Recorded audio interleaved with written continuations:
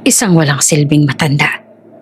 Iyon ang bulong ng mga tao tuwing dadaan si Don Lorenzo sa kanyang sariling mansyon. Mayaman nga, pero mag-isa. Walang pamilya, walang silbi. Kung wala namang anak. Araw-araw kinukutya siya ng alaala ng isang anak na sinabing patay na. Isang trahedyang nilibing ng walang bangkay. Isang ama na hinusgahan ng mundo bilang bigong magulang. Pero paano kung ang anak na yon ay hindi talaga namatay? Paano kung ang mismong taong araw-araw niyang isang simpleng driver ang magbubunyag ang katotohanang matagal nang itinago ng panahon?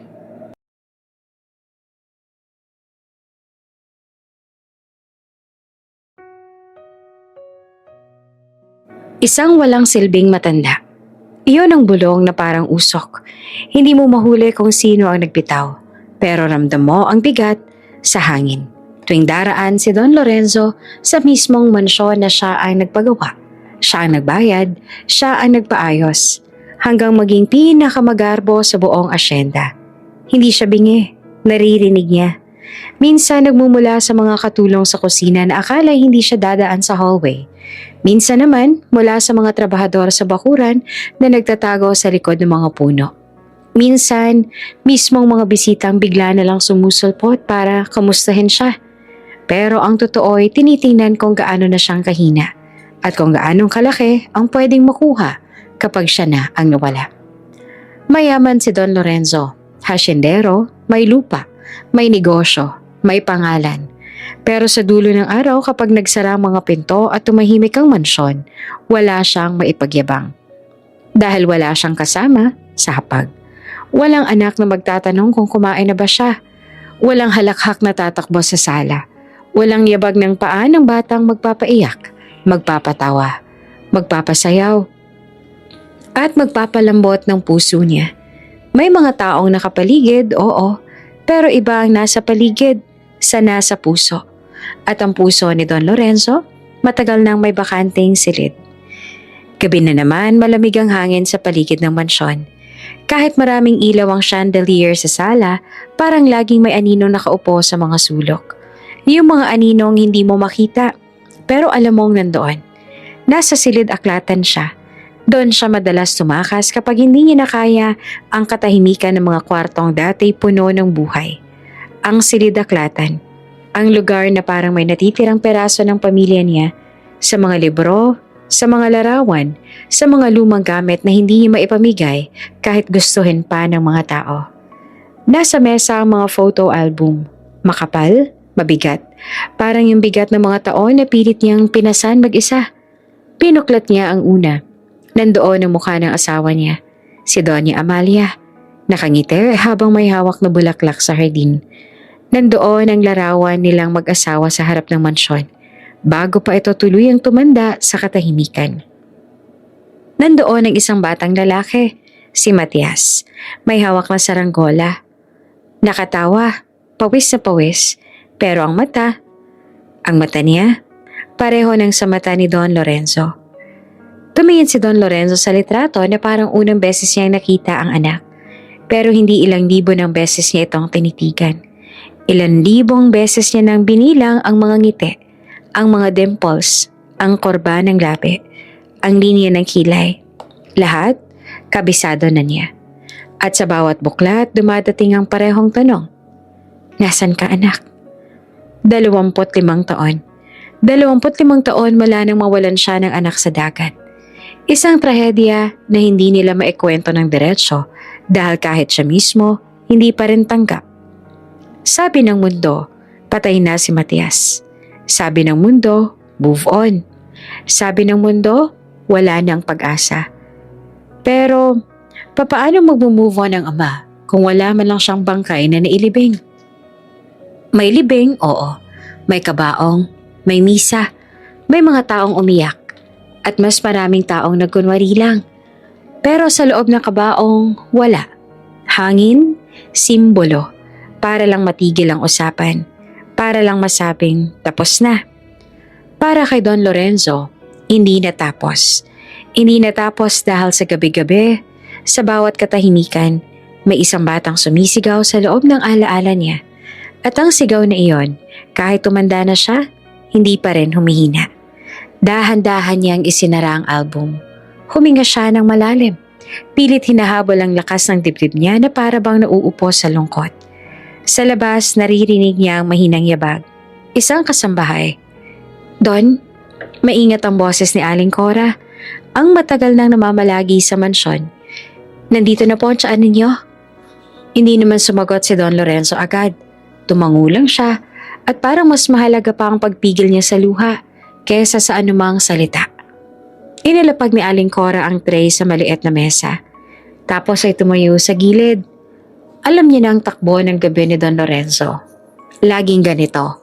Laging tahimik, laging may album, laging may mga alaalang bumabalik. "Don?" Mahina ulit si Aling Cora. "Kain na rin po kayo kahit kaunti." Doon napangiti si Don Lorenzo. Pero hindi masaya. Yung ngiting may punit sa gitna. "Kapag kumain ako," sabi niya na paos, "lalong tatahimik." Hindi na nakasagot si Aling Cora dahil naiintindihan niya. Ang pagkain para sa ibang tao, comfort.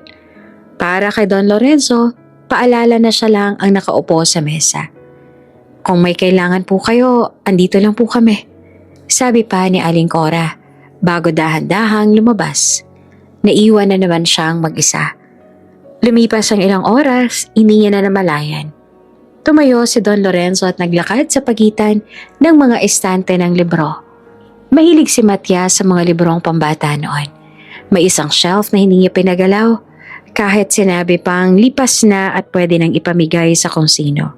Ayaw niya, kasi minsan kapag dumadaan siya doon, na-imagine niya ang batang Matias na nakaupo sa sahig, nakayakap sa liko, at nagtataka sa mundo.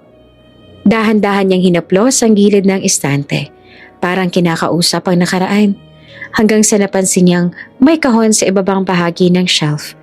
Isang kahon na tila na itulak papasok sa sulok, natabunan na ng alikabok. Sandali siyang natigilan. Hindi niya maalala kung kailan niya huling nakita iyon. Lumuhod siya, masakit sa tuhod ang galaw, at hinila palabas ang kahon. Kumalas ang alikabok. Umubo siya ng mahina, pero hindi niya inenda. Pagbukas niya ng kahon, parang huminto ang mundo. Isang lumang tsinelas. Hindi bagong tsinelas, hindi mamahalin. Lumang tsinelas na may bahagyang punit sa gilid. May mantsa na hindi na matanggal. Yung tipong tsinelas sa paborito ng bata kasi komportable. Kahit na paulit-ulit mong sabihin palitan na. Ang tsinelas iyon ni Matias. Napapikit si Don Lorenzo. Hindi siya agad nakahinga. Parang may kamay na humawak sa lalamunan niya at pinisil. Dahan-dahan niyang iniangat ang tsinelas. Parang sagrado. Parang kapag naputol ang hawak niya, mawawala rin ang huling koneksyon niya sa anak. Idinikit niya ito sa dibdib. At doon, bumigay ang lahat ng pilit niyang pinatatag sa loob ng 25 taon. "Bakit hindi kita pinigilan, anak?" Bulong niya, basag ang boses. Sumakit ang lalamunan niya, pero mas masakit ang puso. Tumulo ang luha niya sa lumang goma ng tsinelas. Yumakap siya ng mahigpit. Parang yakap sa anak na hindi na bumalik. Naupo siya sa sahig. Sa malamig na sahig ng silig-aklatan. Sa pagitan ng mga librong hindi niya na mabasa dahil lumalabo na ang mga mata niya. Umiyak siya ng tahimik. Tapos sumunod ang hikbe na matagal niyang kinukulong. Hindi niya alam kung ilang minuto siyang nakaupo roon. Basta ang alam niya, ang mundo ay biglang lumaki sa lungkot at siya lang ang nasa gitna. Sa labas ng bintana, umihip ang hangin. Kumakalusko sa mga dahon. Parang may bumubulong pabalik. "Mag-isa ka na naman, Don Lorenzo." At habang umiiyak siya, may isang alaala na biglang sumiklab sa isip niya. Isang araw sa tabing dagat, si Matias na tumatakbo palayo, sumisigaw ng, "Pa, tingnan mo!" habang hawak ang saranggola. Pero ngayon, ang saranggola ay wala na. Ang bata ay wala na. O wala lang ba siyang alam? Muling humigpit ang hawak niya sa tsinelas. Parang may hinahabol na huling sagot. "Anak, Mahina niyang tawag, halos pabulong na lang. Kung nasan ka man, kahit isang beses, kahit silip lang. Tumigil siya sandali, parang may narinig. Pero wala, tahimik ulit. Tahimik na nakakasakal. At sa gabing iyon, sa sahig ng silid-aklatan, yakap ang lumang tsinelas, si Don Lorenzo ay muling natulog na luhaan, na walang kaalam-alam na sa labas ng mansyon, sa mundong hindi niya na sinusuyod, may isang katotohanan na matagal nang naghihintay na mabunyag. Dumarating ang Pasko sa mansyon ni Don Lorenzo na parang bisitang hindi niya iniimbitahan. Maingay, makulay, pero walang dalang saya. Sa labas kumikisap ang mga ilaw na ipinabitin sa bawat haligi ng mansyon. May mga parol sa hardin. May Christmas tree sa gitna ng sala na abot halos kisame. Ang mesa sa dining area ay puno ng dekorasyon. Gold, pula, berde, lahat planado. Lahat maganda. Pero sa gitna ng lahat ng yon, may isang bagay na hindi kailanman nadagdag. Tao. Tuwing umaga sa Disyembre, marinig ang mga trabahador na nag-aayos. Nagtatawanan, nagkukwentuhan kung anong handa nila sa bahay, kung sinong uuwi ng probinsya, kung sinong magpapasko sa pamilya. Si Don Lorenzo tahimik lang na dumaraan, tanga ng tasa ng kape, pilit na hindi nakikinig. Pero paano ka iiwas kung bawat salita nila ay paalala ng wala sa kanya? Don, gusto niyo po bang dagdagan pa ang ilaw sa may hagdan? Tanong ng isa sa mga tauhan. Bahala na kayo. Sagot niya na walang emosyon. Kahit punuin pa nila ang ilaw ang buong mansyon, hindi nun mapapawi ang dilim sa loob niya. Pagdating ng gabi, isa-isa nang umaalis sa mga tao. May kaniya-kanyang pamilya silang uuwian. Sa mansyon, nananatili ang katahimikan. Mas mabigat ngayon dahil alam ni Don Lorenzo na Pasko na dapat iyon. Tinitigan niyang pagkain, hindi siya nagutom. O baka sanay na lang siyang walang gana kapag ganitong panahon. Don, baka gusto niyo pong tikman kahit yung sopas lang po.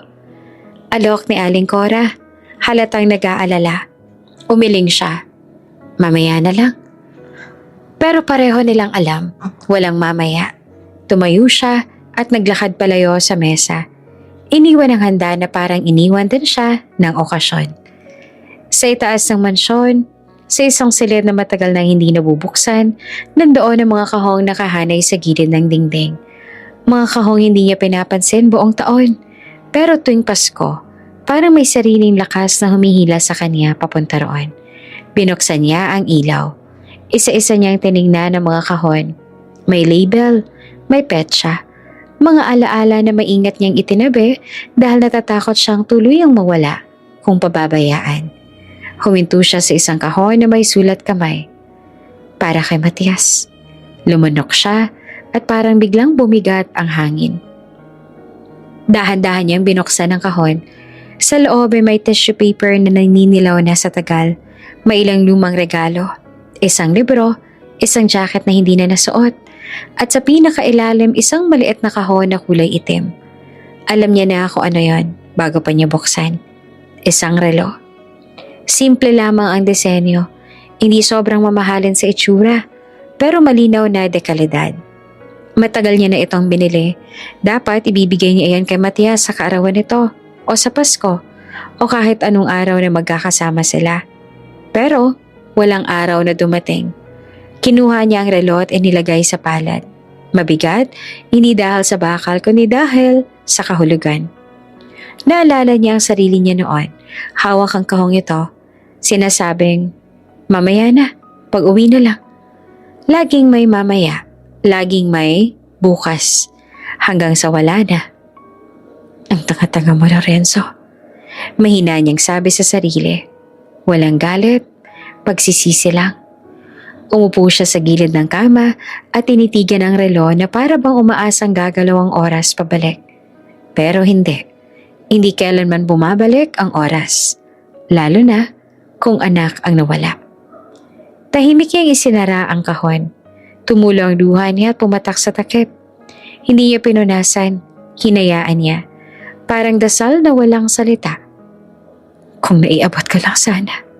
Bulong niya. Pero huli na. Lumipas ang mga oras, hindi niya namalayan kung kailan siya bumaba ulit sa sala. Ang ilaw ng Christmas tree ang tanging liwanag. Kumikislap ang mga parol, pero parang nangungutya lang.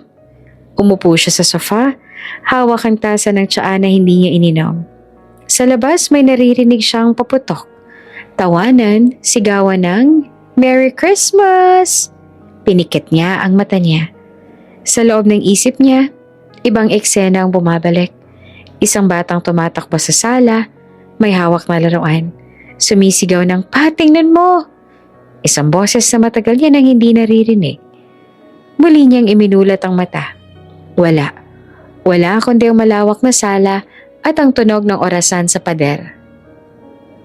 Bawat segundo, parang paalala na tumatanda na siya at kasama ng bawat taon, mas kumukupas ang pag-asang muling magkikita sila. O iyon ang akala niya. Tumayo siya at lumapit sa bintana. Tiningnan ang langit. Tahimik na tahimik ang mga bituin. "Matias?" Mahina niyang tawag. Hindi inaasahang may sasagot. "Nasaan ka man? Sana hindi ka nag-iisa tuwing Pasko."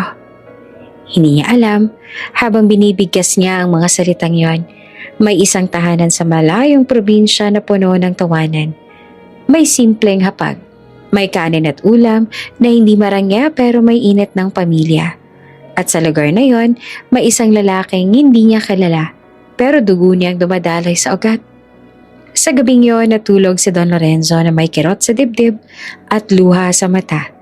Hindi niya alam na ang Paskong iyon ang huli niyang ipinagdiriwang na mag-isa. Maaga pa lang magigising na ang mansyon. Pagkatapos ng Pasko, balik trabaho na ang lahat. Tahimik pa rin ang paligid. Pero may kakaibang galaw sa harap ng bahay. May bagong sasakyan na nakapark at may isang lalaki nakatayo sa tabi nito. Tuwid ang tindig. Halatang kinakabahan pero pilit na maayos ang kilos.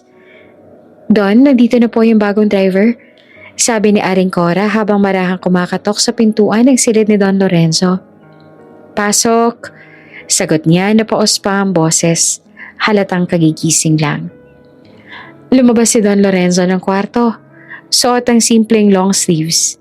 Hindi na siya nag-abalang magbihis ng formal. Wala naman siyang pupuntahan. O iyon ang akala niya. Pagbaba niya ng hagdan, doon niya nakita ang binata.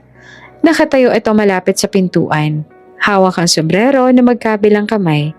Halatang sanay sa hirap pero may disiplina sa kilos. Payat, hindi matangkad, pero may tindig na hindi basta-basta. At nang tumingala ito para salubungin ang tingin niya, biglang huminto ang hakbang ni Don Lorenzo. Parang may humigop ng hangin sa paligid. Ang mukha, ang mga mata, ang paraan ng pagtitig, hindi bastos, hindi mapangahas, pero diretso, malinaw at may kung anong pamilyar na hindi niya maipaliwanag. "Magandang umaga po, Don." Magalang na bati ng binata. "Ako po si Emmanuel, bagong driver po ninyo." Hindi naman agad nakasagot si Don Lorenzo. Nakatitig lang siya. Sa isang iglap, bumalik ang isang mukha sa kanyang alaala. Isang batang lalaking may kaparehong hugis ng mata, parehong kurba ng ilong, parehong tingin kapag may gustong iparating pero hindi alam paano sasabihin. "Don?" Maingat na tawag ni Aling Cora. Doon lang siya parang nagising. "Oo." Mabilis niyang sagot. Pilit na inayos ang sarili. "Pasensya na. Ano nga ulit ang pangalan mo?" "Emmanuel po." "Emmanuel." Tumango si Don Lorenzo. Pero kahit tumango ang ulo niya, ang isip niya ay gulong-gulo na. Lumapit siya ng ilang hakbang. Parang may sariling paa ang katawan niya. "Matias?" Bigla niyang nasabi. Napakunot noo si Emmanuel. "Po?" At bago pa niya namalayan, niyakap niya na ang binata. Isang mahigpit, desperado at nanginginig na yakap. Parang yakap ng isang ama na matagal nang hinahanap at biglang naniniwalang natagpuan na niya. "Anak," pabulong na sabi ni Don Lorenzo. Basag ang tinig. Nanlaki naman ang mga mata ni Emmanuel. Hindi siya agad kumilos. Hindi niya alam kung itutulok ba niya ang matanda o yayakapin pabalik. Ramdam niya ang bigat ng damdamin sa yakap nito. Hindi ito bastos, hindi ito masama. Ito ay puno ng lungkot. Don, hindi po ako. Maingat niyang sabi. Para namang binuhusan ng malamig na tubig si Don Lorenzo. Agad siyang napabitaw. Humakbang siya paatras. Para bang biglang nasunog ang kamay niya sa katotohanan. Pasensya ka na. Mabilis niyang sabi. Pasensya na, akala ko lang. Huminga siya ng malalim. Pinilit ibalik ang dignidad niya bilang amo sa mansyon.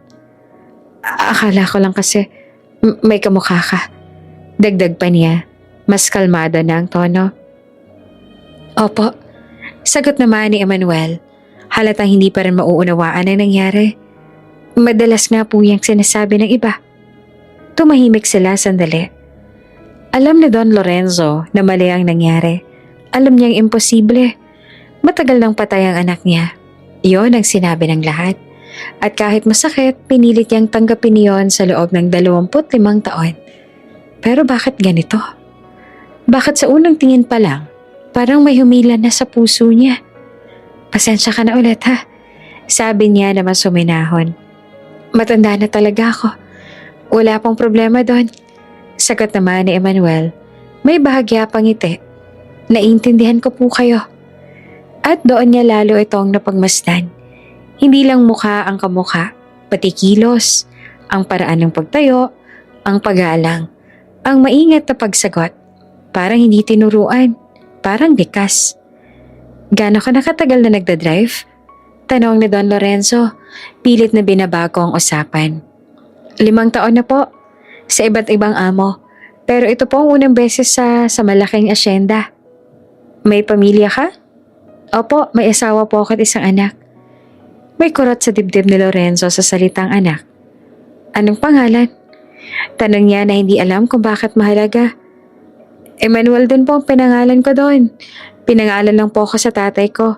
Yung anak ko po, lalaki rin. Emmanuel din po. Napangiti si Don Lorenzo. Isang ngiting hindi niya inaasahan sa sarili niya. Pare-pareho kayo ng pangalan? Opo, sabi po kasi ng tatay ko, importante raw po ang pangalan. Para kahit mawala ang isa, may magpapatuloy. Hindi niya alam kung bakit, pero parang may dumagan sa dibdib niya. Mabigat, pero hindi masakit. Parang may kahulugang pilit lumulutang. Magaling, sabi niya sa huli. Simula ngayon, ikaw na magiging driver ko. Opo, Don. Sagot naman ni Emmanuel na may respeto.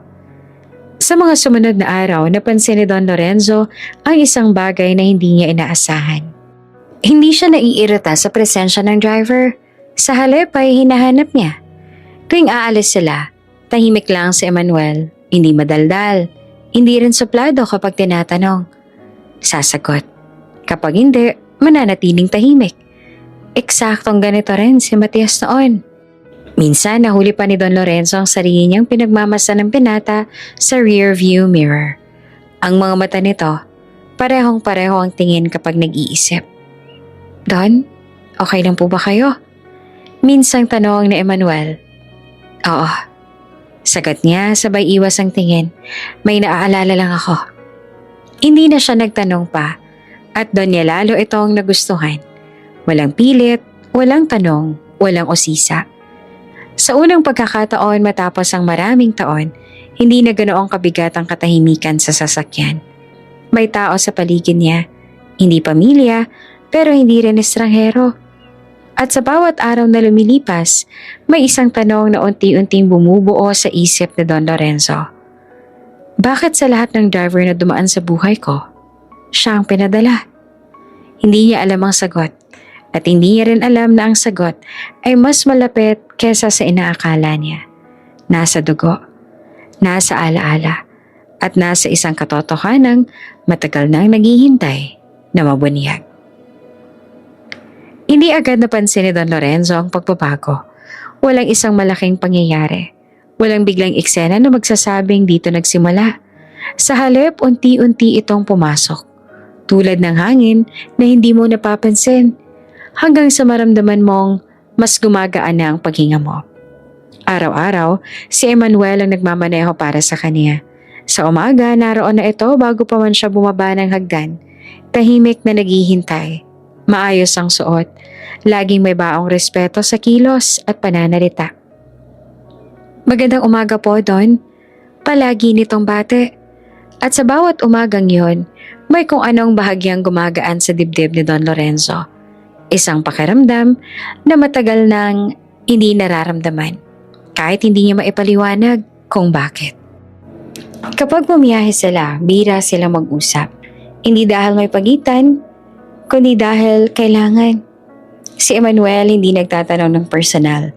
Si Don Lorenzo naman, hindi naiinis sa katahimikan. Sa katunayan, parang mas komportable siya roon. Isang hapon, pauwi sila mula sa bayan. Mabagal ang takbo ng sasakyan dahil sa traffic. Sa labas, abala ang mga tao. May mga tendera. May mga batang naglalaro. May mga pamilyang sabay-sabay tumatawid. Don, biglang sabi ni Emmanuel, pwede po ba tayong huminto sandali? Nagulat si Don Lorenzo. May problema ba? Wala naman po. May patanda po kasing tatawid, hirap siyang maglakad eh. Sumilip si Don Lorenzo sa harap. Isang matandang babae, ang pilit tumatawid ng kalsada. Bitbit ang maliit na bayong, walang tumitigil. Hindi na nagdalawang isip si Emmanuel. Ipinarada niya ang sasakyan. Bumaba, inalalayan ng matanda hanggang sa makatawid. Tahimik na pinanood ni Don Lorenzo ang eksena mula sa loob ng sasakyan. Ganito rin si Matias noon. Hindi nakakalagpas sa taong nangangailangan. Hindi marunong magbingi-bingihan sa harap ng iba. Pagbalik ni Emmanuel, hindi ito nagkwento. Umupo lang ulit sa driver's seat at ipinagpatuloy ang biyahe. Salamat. Biglang sabi ni Don Lorenzo. Para saan po? Tanong ni Emmanuel. Sa paghinto, sagot niya. Hindi lahat ay gagawin yan. Ngumiti naman si Emmanuel ang bahagya. Turo po yan ng tatay ko. May kurot na naman sa dibdib ni Don Lorenzo sa salitang tatay. Sa mansyon, napapansin din ng mga kasambahay ang pagbabago. Parang mas maaga na po kayong bumababa ngayon na, Don? Sabi ni Aling Cora isang umaga. Tumango lamang si Don Lorenzo. Pero sa isip niya, alam niya ang dahilan. Dati sinasadya niyang magtagal sa kwarto. Ngayon parang may hinihintay siya sa ibaba, kahit hindi niya aminin. Minsan nadatan niyang naglilinis si Emmanuel ng sasakyan, kahit tapos na ang oras ng trabaho. Hindi mo kailangan gawin yan, sabi ni Don Lorenzo. Opo, Don, sagot naman ng binata. Pero gusto ko lang pong siguraduhin na maayos lagi. Pinagmasdan niya ang paraan ng pagtatrabaho ni Emmanuel. Maingat, hindi minamadali. Parang may respeto sa bawat ginagawa. Hindi lang trabaho para dito ang pagmamaneho. Parang may dignidad. May oras ka pa ba? Tanong ni Don Lorenzo. Opo, sagot naman ito agad. Maupo ka muna. Sabi niya sabay turo sa bench sa hardin. Nagulat si Emmanuel, pero sumunod. Umupo sila ng may kaunting pagitan. Tahimik, pero hindi awkward. Kamusta ang pamilya mo? Biglang tanong ni Don Lorenzo. Hindi niya alam kung bakit niya tinanong. Mabuti naman po, sagot ni Emmanuel. Simple lang po ang buhay namin, pero masaya po. Masaya? Ulit ni Don Lorenzo na parang sinusukat ang salita. Opo, basta magkakasama po. Tumango naman si Don Lorenzo. Hindi na siya nagsalita. Hindi niya alam kung kailan niya huling narinig ang salitang masaya na may kasamang magkakasama. Habang lumilipas ang mga araw, mas dumarami ang maliliit na eksenang ganito. Kapag may masakit ang ulo ni Don Lorenzo, si Emmanuel ang unang makakapansin. Hininaan ang tugtog ng sasakyan, babagalan ng takbo, iiwas sa lubak. Kapag tahimik si Don Lorenzo, hindi niya pinipilit magsalita. Kapag mukhang pagod, kusa siyang magtatanong. Gusto niyo po bang dumaan muna sa tahimik na daan, Don? At sa bawat pagkakataon, mas lalo niyang nararamdaman ang isang bagay na matagal nang wala. Ang pakiramdam na may nagmamalasakit. Hindi dahil kailangan, kundi dahil gusto. Isang gabi, nadatna ni Aling Cora si Don Lorenzo sa sala. Nakaupo, hawak ang isang lumang album. "Don, hapunan na po," sabi niya. "Mamaya na," sagot ni Don Lorenzo, pero hindi inalis ang tingin sa litrato. "May iniisip po ba kayo?" tanong ni Aling Cora nang maingat. Sandaling tumahimik si Don Lorenzo bago sumagot. "May mga tao lang talaga na dumarating sa buhay natin," sabi niya na mabagal ang salita, "na hindi natin inaasahan." Tumango si Aling Cora, parang nauunawaan. Hindi niya tinanong kung sino. Isang hapon, pauwi sila galing sa ospital para sa regular na check-up ni Don Lorenzo. Tahimik ang biyahe. Pagdating sa mansyon, hindi agad bumaba si Don Lorenzo. "Emmanuel?" tawag niya. "Opo, Don." "Marunong ka bang magluto?" Napangiti naman ang binata. Kaunti lang po. Tinuruan po ako ng asawa ko." "Sa susunod," sabi ni Don Lorenzo. Parang papiro pero seryoso ang tono. "Baka pwedeng magluto ka rin dito paminsan-minsan. Gusto kong tikman yung simpleng pagkain na sinasabi mo." Nagulat si Emmanuel. Kung gusto po ninyo." Tumango si Don Lorenzo. Sa loob niya, may kakaibang saya. Isang bagay na hindi niya pinangarap, pero biglang gusto niyang maranasan. Hindi niya namamalayan unti-unti nang napupuno ng presensya ni Emmanuel ang espasyong matagal nang walang laman sa puso niya. Hindi niya pa alam kung bakit. Hindi niya pa alam kung paano. Ang alam lang niya, sa unang pagkakataon, matapos ang maraming taon, hindi na ganong kabigat ang pag-uwi sa mansyon. At sa katahimikan ng gabi habang papasok siya sa kwarto, may isang tanong na bumabalik sa isip niya. Mas malinaw kaysa dati. Bakit pakiramdam ko? Para hindi na ako nag-iisa. Maaga pa lang ay ramdam na ni Don Lorenzo na may kakaiba sa araw na yon. Tahimik ang mansyon. Hindi yung katahimikang nakasanayan niya, kundi yung katahimikang parang may hinihintay na mangyari. Pagbaba niya ng hagdan, nadatna niya nakaayos na ang sasakyan.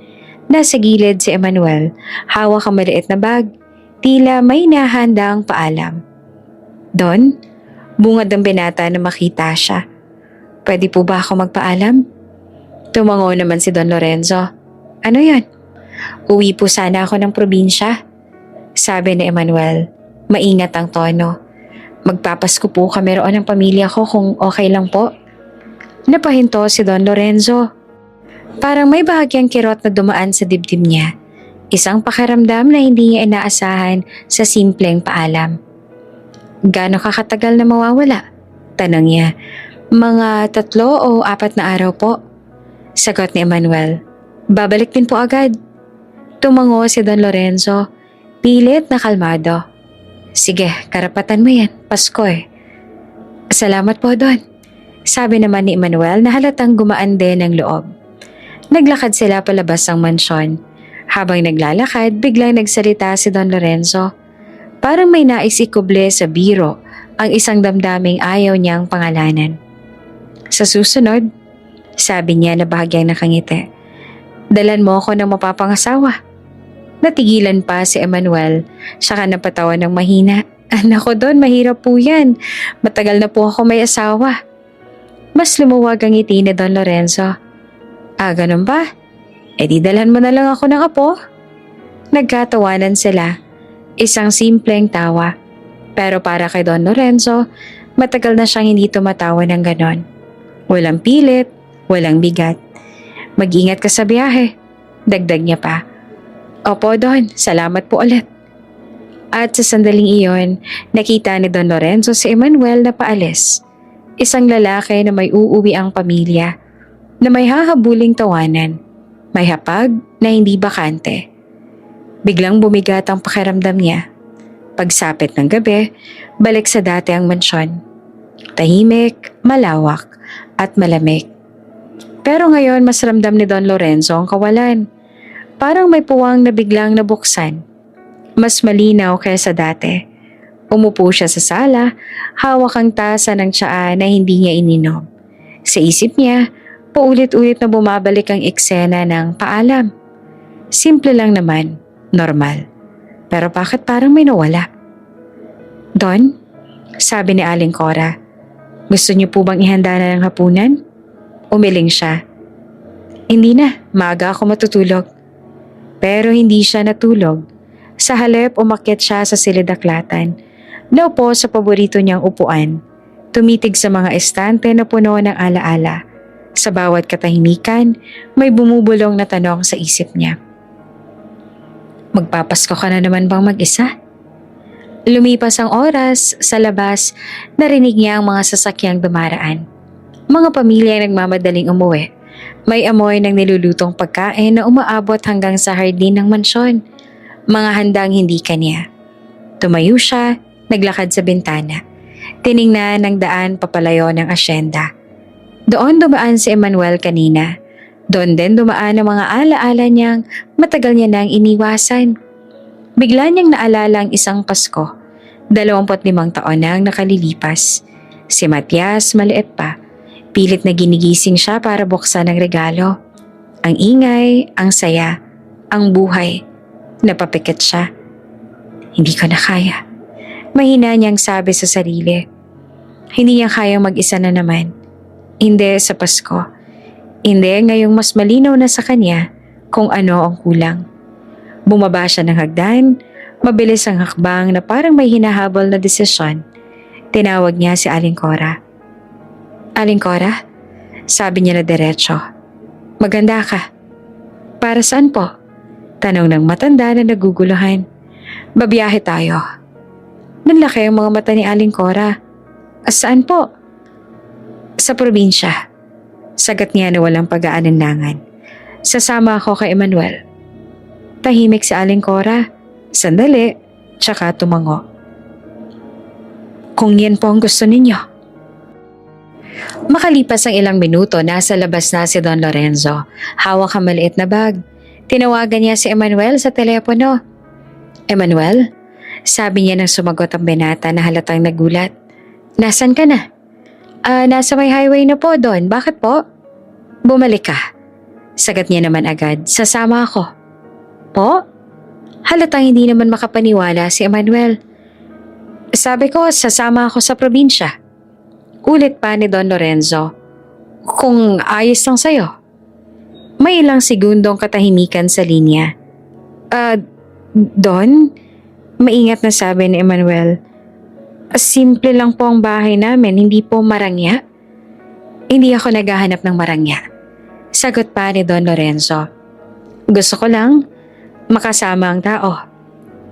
Maling tumahimik si Emmanuel bago sumagot. Kung ganun po, malugod ko po kayong tatanggapin. Napangiti naman si Don Lorenzo. Isang ngiti hindi niya napansin, pero ramdam niya. Salamat, sabi niya. Habang naghihintay siya sa sasakyan, nakatingin si Don Lorenzo sa madilim na langit.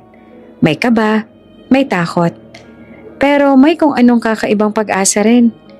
Isang pakiramdam na matagal niya nang hindi binigyan ng puwang. Hindi niya alam kung anong naghihintay sa probinsya. Hindi niya alam kung bakit kailangan niyang sumama. Ang alam lang niya, ayaw niya nang magpasko ng mag-isa. At sa unang pagkakataon matapos ang maraming taon, kusa niyang binuksan ng pinto, palabas ng sarili niyang mundo. Tahimik ang biyahe palabas ng asyenda. Nakaupo si Don Lorenzo sa likod ng sasakyan. Nakatanaw sa dilim na hinahawi ng ilaw ng headlight. Sa harap si Emmanuel ang nagmamaneho. Maingat, hindi minamadali ang takbo. Parang alam ng katahimikan ay bahagi rin ng paglalakbay. Hindi agad nagsalita si Don Lorenzo. Hindi niya alam kung paanong sisimula ng paliwanag o kung kailangan pa bang magpaliwanag. Ang alam lang niya, ang desisyon niyang sumama ay hindi biglaan. Matagal na itong umuukit sa dibdib niya. Unti-unti, gabi-gabi, tuwing napapansin niyang mas mabigat ang paghinga kapag mag-isa. Don, maingat na tawag ni Emmanuel at hindi lumilingon. Kung sakaling magbago po ang isip ninyo. Hindi, putol pa ni Don Lorenzo. Hindi na, tahimik ulit. Ngunit sa katahimikang iyon, may malinaw na dahilan na bumubuo sa loob niya. Ayokong magpasko ng mag-isa. Habang umaandar ang sasakyan, dumulas ang isip ni Don Lorenzo pabalik sa nakaraang taon. Isang alaala na pilit niyang tinatakasan, pero ngayon ay kusa nang bumabalik. Maliwanag ang mansyon, ang lahat ay handa, parang eksena sa magazine. May handa sa mesa na sapat para sa isang malaking pamilya, pero mag-isa lang siya. Umupo siya sa dulo ng mesa, kinuhang maliit na kahon sa tabi ng plato. Regalo, para sa sarili, dahil wala namang iba. Binuksan niya ito, isang simpleng sweater na inirekomenda ng sales lady. Isinuot niya sandali, tumingin sa salamin, at saka hinubad. Walang saysay, walang makakakita, walang magsasabing, bagay sa'yo pa. Kumuha siya ng tinidor, sumubo ng kaunti at inilapag ulit. Ang pagkain, kahit gaanong kamahal, ay walang lasa kapag wala kang kasalo.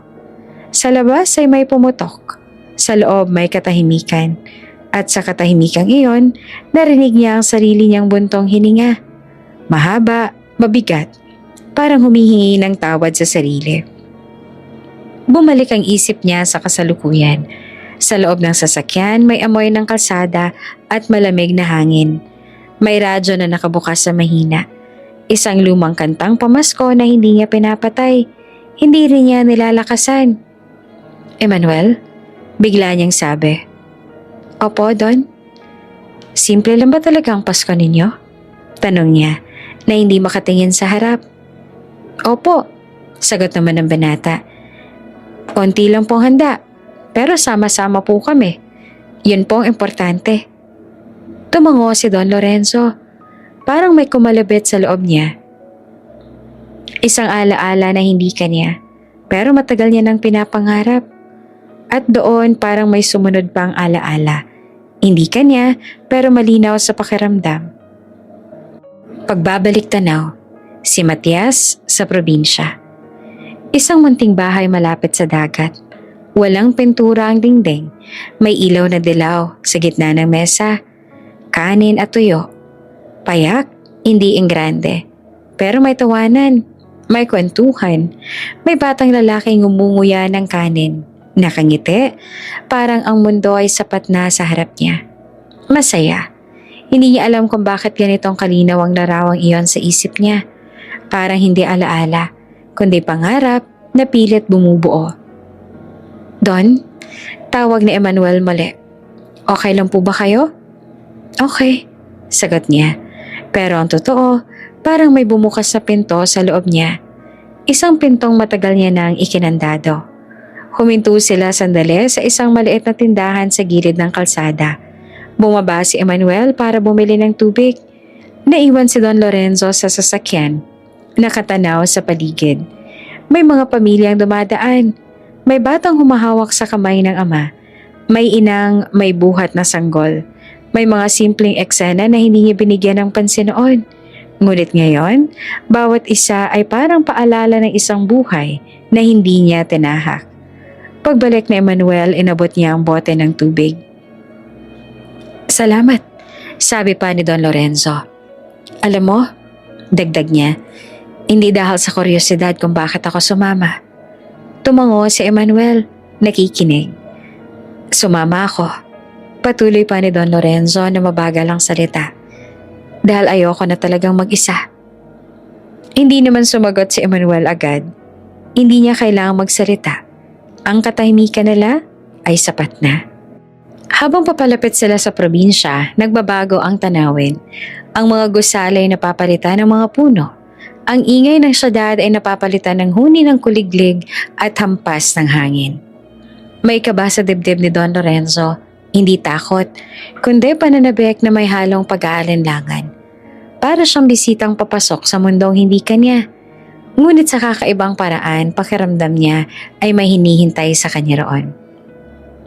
Don, sabi ni Manuel, baka po manibago kayo, tahimik po doon. Napangiti si Don Lorenzo ng bahagya. Tahimik na ako buong buhay ko, sagot niya. Baka ngayon ko lang maranasan ng ingay na may saysay. Hindi niya alam kung naiintindihan ba ni Emmanuel ang ibig niyang sabihin, pero hindi na iyon ang mahalaga. Sa Sa gabing iyon, habang patuloy ang biyahe, ramdam ni Don Lorenzo ang isang bagay na matagal nang wala. Isang pag-asa na hindi nagmula sa pera, sa mansyon o sa pangalan. Pag-asang baka, kahit panandalian lang, maranasan niya ang simpleng saya ng isang pamilya. At sa loob-loob niya, may tahimik na panalangin na hindi niya binibigkas. Kung may pagkakataon pa, sana ngayon na. Mas lalo pang tumahimik ang loob ng sasakyan habang lumalayo sila sa syudad. Ang ilaw ng mga poste ay paisa-isang nawawala. Napapalitan ng mahabang daan at madilim na bahagi ng kalsada. Sa ganitong katahimikan, hindi na kayang pigilan ng isip ni Don Lorenzo ang bumalik sa pinakamasakit na alaala ng buhay niya. Matagal niya nang iniwasan ang kwentong yon, kahit sa sarili niya, bihira niyang banggitin. Pero ngayong papalapit siya sa lugar na minsang pinag-ugatan ng pag-asa at pagkawasak, parang kusang bumubukas ang sugat. Emmanuel, bigla niyang sabi sa mababang boses. Opo, Don, sagot naman ng binata, agad nagpakiramdam. May mga bagay sa buhay, simula ni Don Lorenzo, na kahit anong gawin mo, hindi mo makalimutan, kahit pilitin mong ilibing. Tahimik na nakinig si Emmanuel, hindi siya nagsalita. Ramdam niya ang bigat, ang lalabas na kwento. 25 taon na. Patuloy pa ni Don Lorenzo. Pero para sa akin, parang kahapon lang. Huminga siya ng malalim tsaka tumingin sa bintana. Sa dilim na tila kapareho ng alaala. Nasa barko ang anak ko, sabi niya. Pauwi sana siya. Isang biyahe lang. Isang gabing inakala akong ligtas. Hindi gumalaw si Emmanuel. Mas sinigpitan lang niya ang hawak sa manibela. Hindi aksidente ang nangyari. Dagdag pa ni Don Lorenzo. Sinabotahe ang barko. May problema sa makina. Sadyang may gumawa. Lumubog iyon sa gitna ng dagat. Napapikit si Don Lorenzo. Parang naririnig pa rin niya ang boses sa telepono. Noon, magulo, putol-putol, puno ng takot. Maraming namatay. Sabi niya, may mga nailigtas, may mga bangkay na natagpuan. Pero ang anak ko, wala. Saglit siyang tumahimik. Sa katahimikang iyon, parang huminto ang oras. Kahit walang bangkay, patuloy niya, pinilit nila ako maglibing. Para raw matahimik ang lahat. Para raw makamove on ako. Mapait ang ngiting sumilay sa labi niya. Paano ako mag-move on sa wala? Pagbabalik tanaw. Nasa loob sila ng maliit na kapilya. May kabaong sa harap, sarado pero walang laman. Pero puno ng bigat. Nasa kamay niya ang isang maliit na kahon, isang relo. Ang parehong relo na matagal niyang inilihim sa drawer. Dapat sana ibibigay niya iyon kay Matias sa pag-uwi nito. Sa susunod na lang.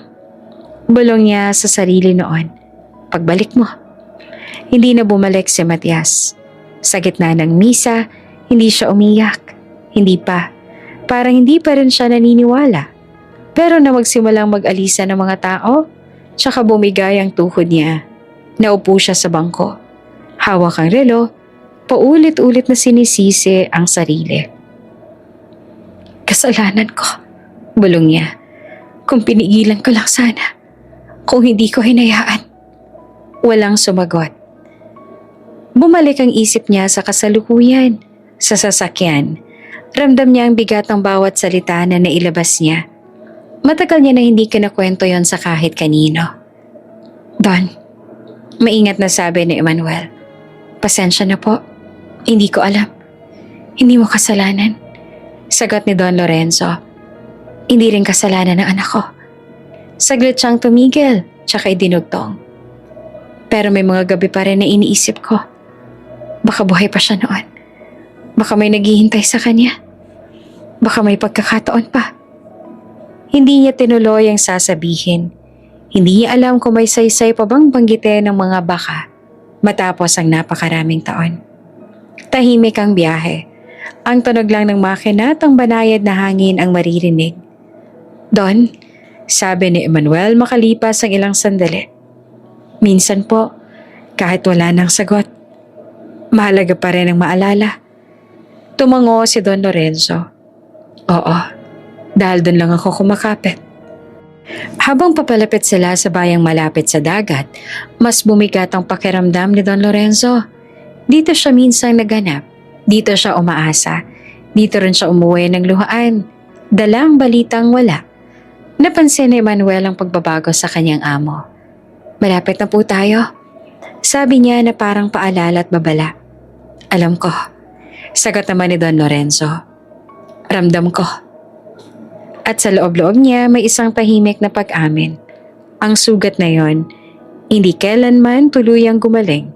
Natabunan lang ng panahon. Sa gabing iyon, habang patuloy ang biyahe, muling bumalik sa kamay ni Don Lorenzo ang bigat ng relong hindi na ibigay. Hindi yan pisikal, kundi sa alaala. Isang simbolo ng lahat ng sana at kung hindi na magbabago. Hindi niya alam na sa paglapit nila sa dagat, mas papalapit din siya sa isang katotohanang kayang baguhin ang lahat ng pinaniniwalaan niya sa loob ng 25 taon. Habang papalapit sila sa probinsya, may bumibigat sa dibdib ni Don Lorenzo. Hindi ito ang pagod ng mahabang biyahe. Iba ang pakiramdam. Parang may hinihila sa loob niya. Pababa. Pabalik sa isang lugar na matagal niya nang iniwasan. Nagbago ang amoy ng hangin. May alat, may lamig, hindi galing sa aircon. Nang masilip niya sa bintanang malayong guhit ng dagat, kusang nanigas ang mga daliri niya. Emmanuel? Tawag niya sa mababang boses. Dito ba ang daan papunta sa inyo? Opo, Don. Sagot ng binata. Malapit na po. Tatawid lang po tayo roon sa may simbahan. Simbahan? Lalong bumilis ang tibok ng puso ni Don Lorenzo. Doon siya minsang nagdasal. Matagal na. Halos nakalimutan na ng mundo. Pero hindi ng Diyos kung totoo man siyang nakikinig. Pwede ba tayong huminto? Tanong niya bigla. Lumingon si Emmanuel sa salamin. Opo, may problema po ba? Wala. Sagot naman ni Don Lorenzo. Gusto ko lang bumaba. Hindi na nagtanong si Emmanuel. Marahang ipinarada ang sasakyan sa gilid ng kalsada. Sa tapat ng maliit na simbahang bato na halos kasing liit ng alaala. Simple, luma, pero matatag. Bumaba si Don Lorenzo. Humaplos ang hangin sa mukha niya. Dala ang tunog ng alon na humahampas sa dalampasigan. Ilang metro lang ang layo. Ang tunog na minsan ang naging huling saksi sa pagkawala ng anak niya. Saglit siyang natigilan sa harap ng pintuan ng simbahan. Hindi niya alam kung bakit nanginginig ang tuhod niya. Hindi naman siya natatakot, pero parang may haharapin. Pumasok siya. Tahimik sa loob, may iilang kandilang nakasindi. May amoy ng lumang kahoy at insenso. Sa harap may krus na may bitak na sa gilid. Tila marami ng beses ang nasaksihan na pag-iyak ng mga taong walang masabihan. Lumuhod si Don Lorenzo. Hindi siya agad nagdasal. Nakatitig lang siya sa sahig. Parang doon na nakalagay ang lahat ng salitang hindi niya mabuo. Hanggang sa huminga siya ng malalim at tuluyan ng bumigay. Panginoon, bulong niya na nanginginig ang boses. Kung nandito man ang anak ko, kahit silip lang Hindi siya humingi ng paliwanag. Hindi siya humingi ng kapalit. Isang salyap lang. Isang patunay na hindi siya nabuhay sa maling paniniwala. Kung buhay pa siya, dagdag niya. Kahit hindi na siya bumalik sa akin, basta malaman ko lang na buhay. Tahimik ang simbahan. Walang sagot, walang senyales. Pero sa katahimikan iyon, parang may bahagyang gumaan sa dibdib niya. Hindi dahil mahimala, kundi dahil sa wakas, sinabi niya ang matagal niya ng kinikimkim. Tumayo siya ng dahan-dahan. Lumabas ang simbahan na mas mabagal ang hakbang kesa sa pagpasok. Sa labas nakita niya si Emmanuel na nakasandal sa sasakyan. Tahimik na naghihintay. Hindi ito nagtanong, hindi rin nagmamadali. Salamat, sabi ni Don Lorenzo paglapit. Wala pong anuman, sagot naman ni Emmanuel. Handa na po ba kayong umalis? Tumango si Don Lorenzo. Oo. Habang umaandar muli ang sasakyan, napalingon siya sa bintana. Dumaan ang mga tanawing pamilyar. Ang maliit na pantalan, ang mga bangkang nakatali, ang daang minsan niyang nilakad habang nagtatanong sa bawat taong madaanan kung may nakita bang batang lalaki. Narito siya muli at hindi niya alam kung bakit, pero ngayon mas ramdam niyang may hinihintay sa kanya ang lugar na to. Oops! May break muna. Gusto mo bang ma-shoutout dito sa channel ni Ate Jane? Mag-comment lang ng lesson you learned from the latest story uploaded. Dahil pipili kami ng isang best comment of the day para i-shoutout sa susunod na upload. Kaya huwag kalimutang mag-iwan ng lesson you learned after you watch this video. Maraming salamat! Shoutout nga pala kina Jocelyn Matito at Evangeline de Vinagracia from Rizal. Sa ating mga taga-subaybay, paki-comment naman po sa baba kung taga saan kayo para alam ko kung hanggang saan umaabot ang mga kwento ni Ate Jane at para ma-shoutout ko rin kayo sa mga susunod pa nating mga kwento. Maraming salamat sa pakikinig!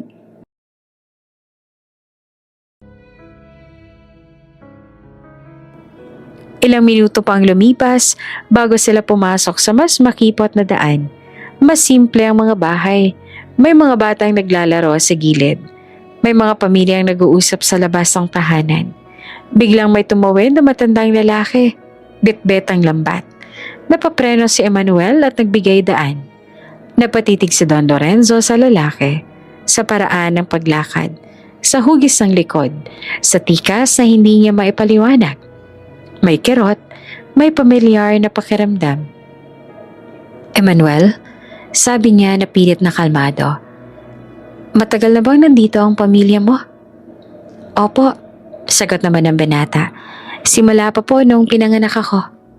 Tumango naman si Don Lorenzo at hindi na nagsalita. Sa isip niya may bumubulong na tanong. Paano ko hindi talaga nawala ang anak ko? Paano ko nandito lang siya? Sa lugar na minsan kong iniwan. Dalang pagkabigo. Hindi niya alam na ang tanong na yon ay hindi katang-isip. Ilang metro lang ang layo, sa bawat pag-ikot ng gulong, mas lumalapit siya sa katotohanang matagal nang naghihintay. Tahimik, matyaga, at handang magpakilala sa tamang oras. At habang papalubog ang araw sa dagat na minsang umagaw sa anak niya, hindi niya alam na sa parehong dagat ding yon, ibinalik ng tadhana ang pagkakataong matagal niyang ipinagdasal. Huminto ang sasakyan sa isang makitid na daan na yari sa buhangin at lupa. Sa harap nila, nakatayo ang isang munting bahay. Yari sa kahoy at semento. May bubong na yero at may maliit na bakuran na tinataniman ng halaman. Ilang metro lang ang layo, tanaw ang dagat, naririnig ang banayad na hampas ng alon. Paulit-ulit, parang tibok ng pusong hindi napapagod. Tahimik si Don Lorenzo habang bumababa ng sasakyan. Hindi siya nagsasalita. Hindi siya nagtatanong. Tumingin lang siya sa paligid. Sa mga bakas ng paa, sa buhangin, sa lumang bangkang nakatali sa puno ng niyog, sa mga damit na nakasampay na hinahampas ng hangin. Walang marangya, walang enggrande, pero may kakaibang init na hindi niya maipaliwanag. Parang may humahaplos na alaala sa isip niya. Don? Maingat na sabi ni Emmanuel. Ito na po ang bahay namin. Tumango naman si Don Lorenzo. Hindi niya alam kung bakit biglang may bumara sa lalamunan niya. Parang gusto niyang magsalita, pero walang lumalabas sa salita. Sa pintuan ng bahay, may babaeng lumabas. May edad, simple ang bihis. May bahagyang ngiti sa labi na halatang sanay sa bisita. Sa likod niya may batang lalaki na sumilip. Agad nagtago sa likod ng saya. Emmanuel! Masayang tawag ng babae. Dumating na kayo. Opo, ma. Sagot naman ni Emmanuel tsaka bahagyang lumingon kay Don Lorenzo. Don, ito po ang asawa ko, si Marites. Lumapit naman si Marites at magalang na yumuko. Maligayang Pasko po, Don. Pasensya na po kayo kung simple lang ang bahay namin. Magandang gabi. Sagot naman ni Don Lorenzo. Ayos lang. Maraming salamat sa pagtanggap. Sa unang hakbang pa lang niya papasok sa bahay, parang may dumaan na kuryente sa katawan niya. Ang sahig na kahoy ay bahagyang lumangit-ngit. Isang tunog na pamilyar sa kanya. Kahit hindi niya maalala kung kailan niya huling narinig yun. Sa loob, simple lang ang ayos. Isang mesa sa gitna, ilang upuan na halatang matagal nang ginagamit, at isang aparador na puno ng pinggan. May amoy ng nilulutong ulam, sardinas at gulay. Hindi espesyal, pero mabango. Don, maupo na po kayo. Alok ni Marites. Umupo naman si Don Lorenzo sa isang upuan malapit sa bintana. Mula roon, kita niya ang dagat. Napapikit siya sandali. Dito ka ba bumalik, anak? Tanong ng isip niya, kahit wala siyang lakas ng loob na banggitin. Lumabas naman si Emmanuel sandali para kumuha ng gamit. Naiwan si Don Lorenzo sa loob kasama si Marites at pang bata. Don, mahinang boses ni Marites. Pasensya na po kung hindi kami handa sa bisita. Umiling si Don Lorenzo. Huwag kang mag-alala. Matagal na ako hindi nakakakita ng ganitong tahanan. May pagtataka sa mata ni Marites pero hindi na siya nagtanong. Ang bata ay muling sumilip. May malalaki itong mata, mapagmasid, tahimik. Napatingin si Don Lorenzo rito at biglang may kirot sa dibdib niya. Anong pangalan mo? Tanong niya na marahan. Emmanuel po. Sagot ng bata sabay tago ulit sa likod ng ina. Napangiti naman si Don Lorenzo, isang ngiting may halong lungkot at tuwa. Pareho kayo ng pangalan ng tatay mo? Opo, sagot ng bata na may kaunting tapang na ngayon. Maya-maya bumukas ang pinto sa likod ng bahay. Pumasok ang isang matandang lalaki, kayumanggi, payat, may mga bakas ng araw sa mukha, at may tinding na hindi mo aakalaing marupok. Bitbit niya ang lambat na basa pa. Dumating na pala kayo, sabi pa ng matanda. Diretso ang tingin kay Emmanuel. May bisita ba tayo? Opo, tay, sagot ni Emmanuel. Si Don Lorenzo po. Napatingin ang matandang lalaki kay Don Lorenzo. Nagtagalang tingin, hindi basta silip, kundi isang pagmasid na parang may hinahanap. Tahimik si Don Lorenzo, nakatingin din siya pabalik. Hindi niya alam kung bakit, pero parang may humila sa kanya papalapit. Isang pamilyar na anyo. Isang tindig na hindi niya maipaliwanag kung bakit may kilite sa alaala niya. Magandang gabi po, sabi ng matanda sa huli. Magandang gabi, sagot naman ni Don Lorenzo na bahagyang pampaos. Umupo ang matanda sa isang silya sa gilid. Inilapag ang lambat. Tinanggal ang sombrero. Sa sandaling iyon, mas malinaw ang mukha. May mga guhit na ng panahon. May peklat sa gilid ng noo at may mga matang tila maraming dinadalang kwento. Muling kumubog ang dibdib ni Don Lorenzo. Bakit parang kilala kita? Tanong sa isip niya. Tahimik ang upuan at nagpasalamat si Don Lorenzo sa bawat subo. Hindi dahil sa lasa, kundi dahil sa pakiramdam na may kasalo. May batang tumawa. May simpleng kwentuhan. May buhay. Sa labas ay patuloy ang hampas ng alon. Pagkatapos kumain, tumayo si Don Lorenzo at lumapit sa bintana. Pinagmamasan niya ang dagat na unti-unting nilalamon ng dilim. Parang may peraso ng buhay niyang bumabalik. Hindi buo, pero sapat na para maramdaman niya ang kirot at pag-asa. Hindi niya alam kung bakit gano'n na lang ang kaba sa dibdib niya.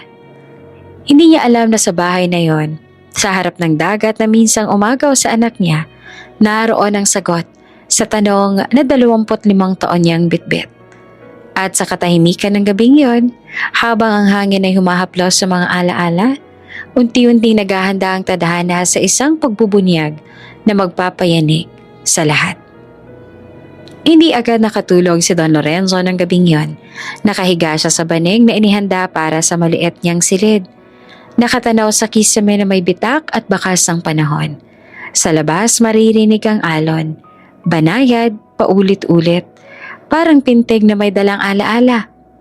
Ang bawat hampas ay may kasamang tanong na ayaw patahimikin ng isip niya. Bakit ganun ang pakiramdam ko? Pumikit siya.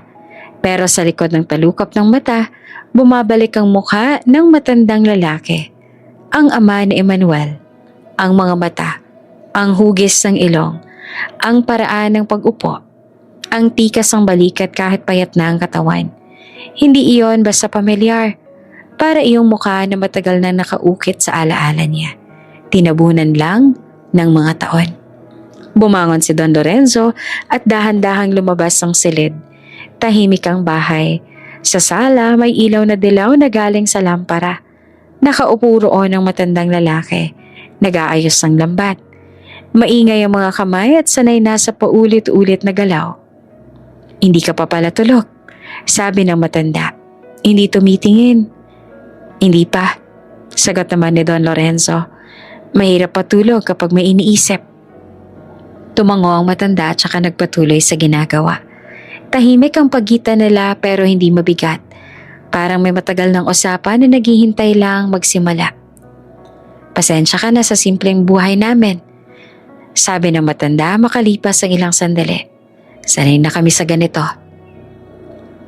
Hindi naman ako andito para maghanap ng maganda, sagot pa ni Don Lorenzo.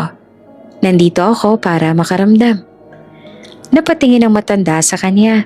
Diretso, walang alinlangan. Sa tingin iyon, maling kumabog ang dibdib ni Don Lorenzo. Matagal na ba kayo nakatira rito? Tanong ni Don Lorenzo. Pilit na kalmado ang boses. Matagal na, sagot ng matanda. Bago pa dumating ang mga turista. Bago pa mabago ang dalampasigan. May mga taong dumaan at umalis. Dagdag pa ni Don Lorenzo. Pero may mga mukhang hindi nawawala. Sandaling natigilan ng matanda. Siya kang umiti ng bahagya. Siguro dahil ang dagat, hindi marunong makalimot. Tumahimik si Don Lorenzo. Sa loob niya parang may peraso ng palaisipan na dahan-dahang humuhulma. Don? Tawag ni Emmanuel mula sa kusina. Gusto niyo po ba ng tsaa? Oo, sige. Sagot naman ni Don Lorenzo. Hindi inaalis ang tingin sa matanda. Lumapit si Emmanuel at inilapag ang tasa sa mesa. Tay, sabi niya sa ama. Ito po si Don Lorenzo, amo ko po sa asyenda. Tumango ang matanda. Narinig ko na ang pangalan mo, sabi niya kay Don Lorenzo. Malaki ang lupa mo roon sa bundok. Oo, sagot naman ni Don Lorenzo. Pero ang lupa, pwedeng lumaki o lumiit. Ngunit ang alaalay hindi. Hindi naman agad tumugon ang matanda. Parang may dumaan na anino sa mga mata nito. Isang saglit lang, pero sapat na para mapansin ni Don Lorenzo. Kinabukasan, maliwanag na ang araw na magising si Don Lorenzo. Ang liwanag ay pumapasok sa bintana. Tumatama sa sahig na kahoy. Sa kusina, may amoy ng nilulutong almusal, kanin at itlog at tuyo. Simple, mainit. Lumabas siya at nakita ang pamilya ni Emmanuel na abala sa paghahanda. Ang bata ay tumatakbo sa paligid, tumatawa. Si Marites nag-aayos naman ng mesa. Ang matandang lalaki ay nasa labas, nag-aayos ng bangka. Lumapit si Don Lorenzo sa pintuan at tumigil. Pinagmasdan niya ang matanda mula sa likuran. Ang korba ng likod, ang paraan ng paghawak sa lubid. May pamilyar na ritmo. Ganyan din humawak ang anak ko. Bulong niya sa sarili, halos hindi marinig. Lumapit siya ng kaunti pa. Pwede ba kitang makausap? Tanong niya sa matanda. Tumango naman ang matanda. Sige. Naglakad sila palayo ng kaunti. Sa gilid ng dalampasigan, ang buhangin ay malamig pa. Ang hangin ay may dalang alat. Hindi kita kilala. Simula ni Don Lorenzo. Pero may bahagi sa akin na nagsasabing, hindi ka estranghero. Napatingin ang matanda sa dagat. Maraming kwento ang dagat. Sabi niya, hindi lahat dapat ungkatin. Pero may mga kwentong humahabol. Giit naman ni Don Lorenzo, kahit saan ka pa magpunta. Tahimik ang matanda, hindi tumingin. May sugat ka sa noo, dagdag ni Don Lorenzo. Mukhang luma na. Hinaplos ng matanda ang gilid ng noo niya. Matagal na nga, sagot niya. Nangyari sa dagat. Muling kumubog ang dibdib ni Don Lorenzo. Ang alaala ng barko, ang kaguluhan, ang dilim. Anong taon? Tanong niya ng diretsahan. Napahinto ang matanda, huminga ng malalim. Matagal na, sagot niya. Bago ko pa nakilala ang pamilya ko. Hindi sapat ang sagot. Alam iyon ni Don Lorenzo. Ramdam iyon ng matanda. Bumalik sila sa bahay. Sa almusal, tahimik si Don Lorenzo. Pinagmasdan niya ang bawat galaw ng matanda. Kung paano ito ngumiti sa bata. Kung paano ito magsalita kay Marites. Kung paano ito magpasalamat sa simpleng pagkain.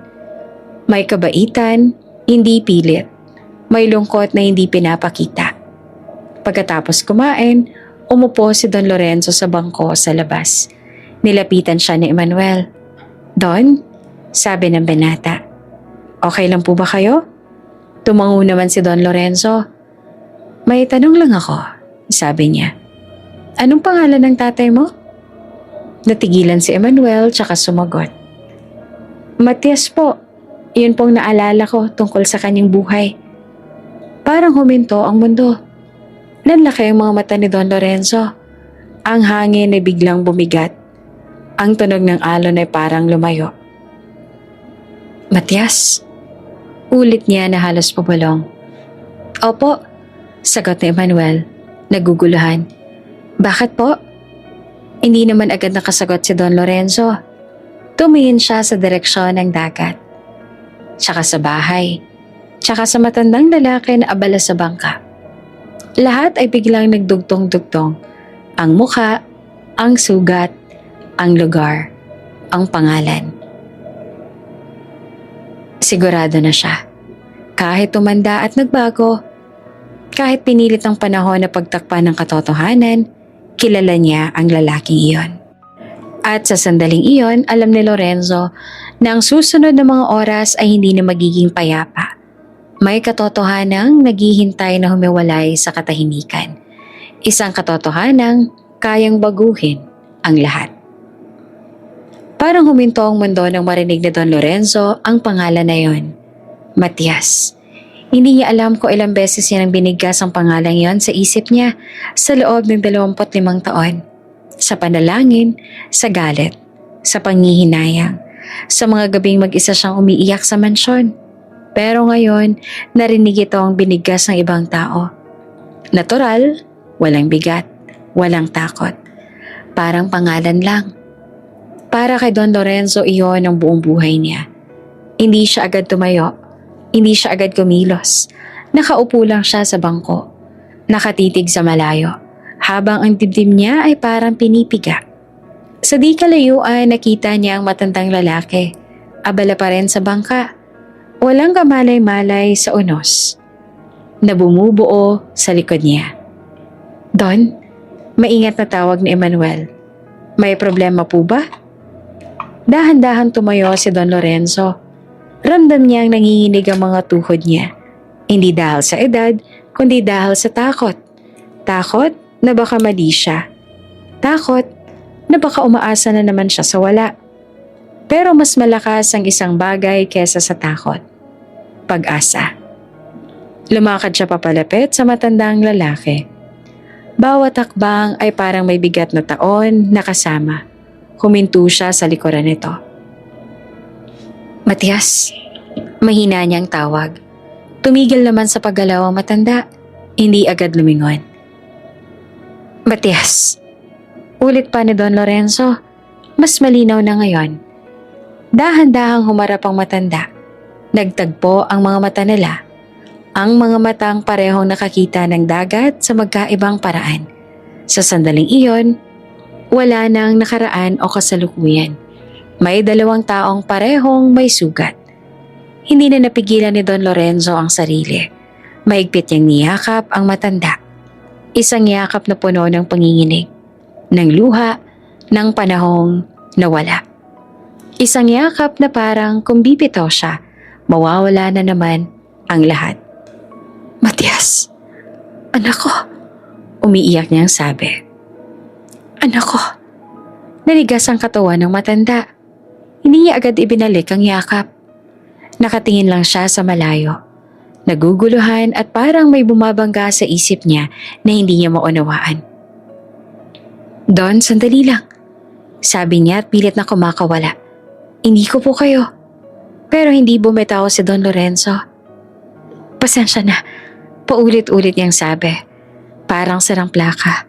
Pasensya na anak. Hindi kita naprotektahan. Hindi kita pinigilan. Pinabayaan kita. Bumuhos ang luha sa balikat ng matanda. Wala na siyang pakialam kung may nakakita. Wala na siyang pakialam kung mali siya. Sa sandaling iyon, isa lang siyang ama na matagal nang nawala ng anak. Don Lorenzo, mariing sabi ng matanda, hawak ang balikat niya para itulak palayo. Hindi ko po kayo kilala. Hindi ko po alam ang sinasabi ninyo. Napaatras si Don Lorenzo. Humarap siya sa lalaki ng luhaan, nanginginig pero may kakaibang linaw sa mga mata. Tingnan mo ako, sabi niya. Tingnan mo ang mukha ko. Tumingin ang matanda at sa unang pagkakataon, parang may dumaan na kirot sa dibdib niya. Hindi alaala, hindi pangalan, kundi pakiramdam. Isang bigat na hindi niya maipaliwanag. May sugat ka sa ulo. Patuloy pa ni Don Lorenzo. Galing yan sa barko. Sa gabing yon. Umuulan. Tumalon ka sa dagat. Tumigil kayo. Putol pa ng matanda. Nanginginig ang boses. Hindi ko po alam ang sinasabi ninyo. Wala akong maalala. Tahimik ang paligid. Tumigil ang hangin. Pati ang alon ay parang humina. Lumapit si Emmanuel at si Marites. Halatang nag-aalala. Don? Sabi ni Emmanuel, ano po ba nangyayari? Hindi naman agad sumagot si Don Lorenzo. Tumingin siya sa binata at sa mga mata nito ang kapareho ng mga matang matagal niyang hinanap. Anak, sabi niya kay Emmanuel, ang tatay mo, siya ang anak ko. Nanlaki ang mata ni Emmanuel. Po? Imposible yan, mariing sabi ng matandang lalaki. Lumaki ako sa dagat. Walang yaman. Walang asyenda. Walang Don. Humakbang palabit si Don Lorenzo. Dahil kinuha ka ng dagat sa akin. Sagot niya na nanginginig ang boses. At ibinalik ka sa mundong hindi mo na ako kilala. Tahimik ang lahat. Ang bata ay napahigpit ang hawak sa saya ni Marites. Ang hangin ay tila nakikinig. Hindi ko hinihiling na paniwalaan mo agad. Dagdag pa ni Don Lorenzo. Pero pakinggan mo ako anak. 25 taon kitang hinanap. Araw-araw. Lumuhod si Don Lorenzo sa buhangin. Isang asyenderong walang pakialam sa dangal, sa pangalan, sa estado. Lumuhod siya sa harap ng lalaking minsan niyang inakalang patay. Patawarin mo ako. Sabi niya na halos pabulong. Kung may pagkakataon lang sana ako na bumalik. Hindi na kita pakakawalan. Napatitig ang matanda sa kanya.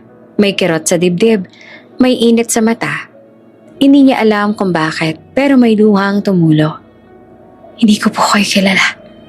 Sabi niya na basag ang tinig. Pero bakit parang bigat-bigat ito? Tumayo si Don Lorenzo at muling niyakap ang lalaki. Mas mahinahon na ngayon. Mas maingat. Dahil kahit wala ka nang naaalala, bulong niya. Anak pa rin kita. Sa di kalayuan, pinanonood ni Emmanuel ang eksena. Ang dalawang lalaking may edad pero magkaibang buhay. Nagtatagpo sa gitna ng katotohanang hindi niya inaasahan. Ramdam niya ang bigat kahit hindi pa malinaw ang lahat. Sa sandaling iyon, walang sigawan. Walang malaking revelasyon. Walang eksenang parang pelikula. Mayakap lang. Isang yakap na puno ng sakit, tanong, at pag-asang matagal nang nawala. Pero ngayon muling bumabalik. At sa gitna ng yakap na yon, alam ni Don Lorenzo na kahit na anong mangyari, hindi niya nahahayaang mawalang muli ang anak niya. Hindi agad humupa ang tensyon matapos ang yakap. Walang nagsalita sa loob ng ilang sandali. Parang lahat ay natatakot na basagin ng katahimikan. Baka sakaling maglaho ang sandaling iyon kapag nagsalita sila. Si Don Lorenzo ang unang gumalaw. "Pwede ba tayong maupo?" sabi niya. Mahinahon pero mabigat ang boses. "Hindi para pilitin ka, kundi para ipaliwanag." Tumingin ng matandang lalaki, si Matias, kay Marites. Saka sa batang nakasilip sa pintuan. Tumango siya sa huli. Parang sumasang-ayon. Hindi dahil sigurado siya, kundi dahil may isang bahagi sa loob niya na gustong makarinig. Pumasok sila sa loob ng bahay. Umupo si Don Lorenzo sa upuang kahoy malapit sa mesa. Maingat niyang inilapag ang maliit na bag na dala niya mula pa sa mansyon. Parang alam na ng mga kamay niya kung anong kukunin. Parang ilang taon niya nang hinihintay ang sandaling ito. "Hindi ko to nilalabas kahit kanino," sabi niya habang binubuksan ng bag. "Dahil para sa akin, ito ang huling ebidensya na hindi ko inimbento, ang alaala ng anak ko." Inilabas niya ang isang lumang larawan. Bahagyang kupas, pero malinaw pa rin ang mga mukha. Isang batang lalaki. May hawak na saranggola. Nakangiti, nakatayo sa tabing dagat. Si Matias, sabi ni Don Lorenzo. Bago ang biyahe. Lumapit si Emmanuel, si Marites at ang matandang lalaki. Nanlaki ang mata ni Marites. Parang kayo po?" Bulong niya at nakatingin sa asawa. Tahimik si Matias. Tinititigan niya ang litrato. Hindi bilang alaala, kundi bilang salamin. May kirot sa ulo niya. Hindi eksaktong sakit, parang presyon. "Hindi ko siya kilala," sabi niya sa wakas. "Pero bakit parang pamilyar?" "Dahil ikaw yan," sagot ni Don Lorenzo. Walang pag-aalinlangan. "At hindi lang yan ang meron ako." Inilabas niya ang isa pang litrato. Mas luma, mas seryosong itsura. Isang lalaki at isang babaeng nakatayo sa harap ng mansyon. At sa pagitan nila, isang batang lalaki. "Nanay mo," sabi ni Don Lorenzo. "At ako." Napatingin si Matias sa mukha ng babae. May biglang init sa dibdib niya. Isang pakiramdam na hindi niya maipaliwanag. "Bakit wala akong maalala?" sabi niya na nanginginig ang boses. "Ni pangalan, ni mukha, wala." Tumango si Don Lorenzo. "Alam ko, at hindi kita masisisi." Huminga siya ng malalim, tsaka nagsimulang magkwento. Ikinwento niya ang biyahe, ang barko, ang mga balitang una nilang natanggap. Isang maliit na problema sa makina, ang tawag sa madaling araw, ang gulo, ang takot, ang kumpirmasyong sinabotahe ang barko. "May mga nakaligtas," sabi niya. "May mga namatay. May mga bangkay na natagpuan. Pero ikaw, wala." Napatingin siya kay Matias. "Pero may sugat ka sa ulo. Luma. Sa parehong parte na tinamaan ka nung bata ka. Nung nahulog ka sa hagdan sa mansyon." Napahawak naman si Matias sa ulo niya. Sinabi ng mga mangingisda, natagpuan daw nila akong duguan. Nagkatinginan sina Marites at Emmanuel. "Anong taon yan?" tanong ni Don Lorenzo. 25 taon ang nakaraan, sagot ni Marites. "Kakabuelo pa lang naming mag-asawa noon." Tumango si Don Lorenzo. Eksaktong taon ng trahedya. Tahimik ang silid. Parang bawat salita ay may bigat na kailangang saluhin. "Hindi lang yan," dagdag pa ni Don Lorenzo. "May relo akong binili sa'yo." Kinuha niyang maliit na kahon at dahan-dahan iyong binuksan. Isang relo. Luma ng disenyo, pero malinaw na inalagaan. "Hindi ko na ibigay. Pero ito ang regalo na suot mo sa litrato. Pareho ang marka." Napatingin si Matias. Lumapit siya at hinawakan ng relo. Pagdikit pa lang ng bakal sa palad niya, parang may kuryente nang dumaan sa katawan niya. Biglang sumikip ang dibdib niya. Hindi ko maalala. Ulit niya na halos pabulong. Pero parang may kirot dito. Tinapik ni Don Lorenzo ang dibdib niya. Dahil may mga alaala na hindi nawawala kahit burado na sa isip. Tahimik na umiyak si Marites. Hindi dahil malinaw na ang lahat, kundi dahil naramdaman niyang may katotohanan na mas malaki sa kanilang lahat. Kung totoo ang sinasabi ninyo, sabi ni Manuel na maingat, bakit hindi siya bumalik? Dahan-dahang tumingin si Don Lorenzo kay Matias. Dahil wala siyang maalala kung saan babalik. At sa sandaling iyon parang nagkatugma nga ang lahat. Ang edad, ang sugat, ang lugar, ang pangalan, ang mga kilos na hindi maipaliwanag. Hindi pa tapos ang tanong. Hindi pa buo ang sagot.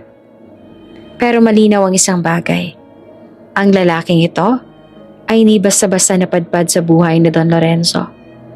At habang tahimik, pinagmamasa ng litrato sa mesa, unti-unting nabuo ang isang katotohanan.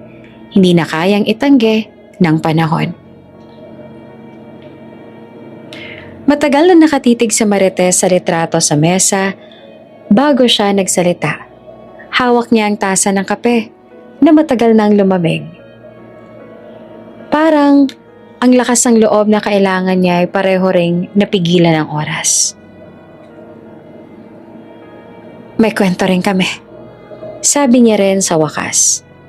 Mahinahon pero mabigat ang boses. Kwento na hindi ko akalaing may kahulugan pala sa buhay ninyo. Tahimik ang lahat.